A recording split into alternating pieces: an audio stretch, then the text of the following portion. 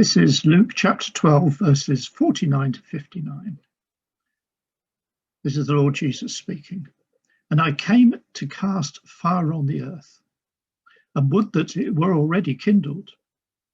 I have a baptism to be baptized with, and how great is my distress until it is accomplished. Do you think I've come to give peace on earth? No, I tell you, but rather division. For from now on in one house there'll be 5 divided, 3 against 2 and 2 against 3.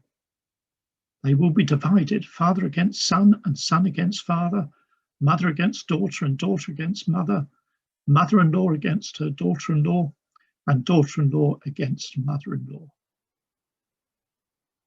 He also said to the crowds, when you see a cloud rising in the west, you say at once, a shower is coming, and so it happens. And when you see the south wind blowing, you say, there will be scorching heat, and it happens.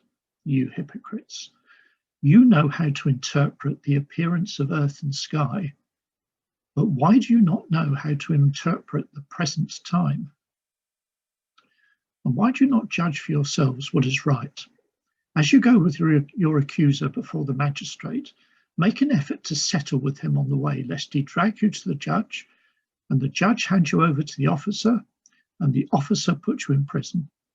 I tell you, you'll never get out until you've paid the very last penny. When the Lord Jesus was born, the angels proclaimed, peace on earth. And that's what there should have been, because he had come. But most people did not want to accept him. They did not want him as their king. Instead, his coming and teaching led to division and disagreement, even within homes. He mentions a baptism to be baptized with, a baptism that caused him great distress until it was completed. Of course, this was not baptism with water. He'd already been baptized with water by John. Rather, he's speaking about his terrible death that he would suffer, nailed to a wooden cross. The horror of this awaited him, and he knew that it was to come.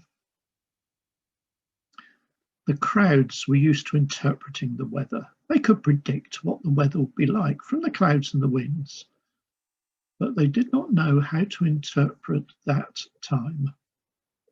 What was the importance of that time?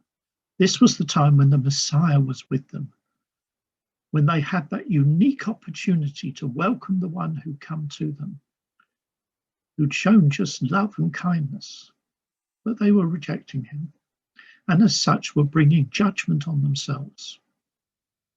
But they could not see this. If they were wise, they would have had this matter between them and him settled before they come before God as judge.